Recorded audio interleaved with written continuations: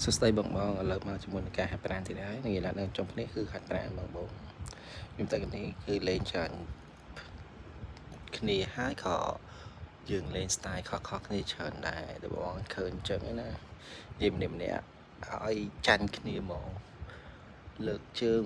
ឡើងលើហ្មងថ្ងៃនេះសម្បូរអ្នកលើកជើងឡើងលើមែនតើគឺទីឡើងការកាន់តែកាន់ជើងលេងអញ្ចឹងថ្ងៃនេះខ្ញុំអត់បានថតខ្លួនឯងទេខ្ញុំថតតែមិត្តភក្តិដែលលេងជុំគ្នាអញ្ចឹងព្រោះឃើញម្នាក់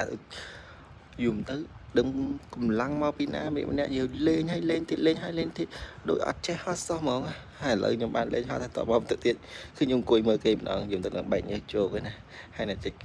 ក្បែរហ្នឹងកំពុងរៀនវឹកហាត់ទីលានកាគឺលើកជើងឡើងលើដើម្បីកុំផើដែកដល់យើងផើប្រភេទដែកតុបឥឡូវយើងសាកយើងមិនទៅម្នាក់គឺព្យាយាមលេងមែនតើហ្មងនិយាយដល់ងាយឡើងគឺជុំគ្នាលេងជា team work ហ្មងជួនកាលលេងជុំគ្នាជួនកាលលេង style លេងខ្លួនអញ្ចឹងតែម្នាក់អត់ចោះចាត់គ្នាហ្មងយើងទៅសប្បាយមួយយ៉ាងដែរអញ្ចឹងសម្រាប់បងណាដែលអត់តហាត់ប្រាណណាកុំភ្លេចទៅហាត់ប្រាណទាំងអស់គ្នាផងបងហើយកុំភ្លេចចុច script ឲ្យម្នាក់មួយផងហើយកុំភ្លេចចូលមើលវីដេអូបងថ្មីទៀតណាដើម្បីបានវីដេអូថ្មីអរគុណច្រើនអូខេ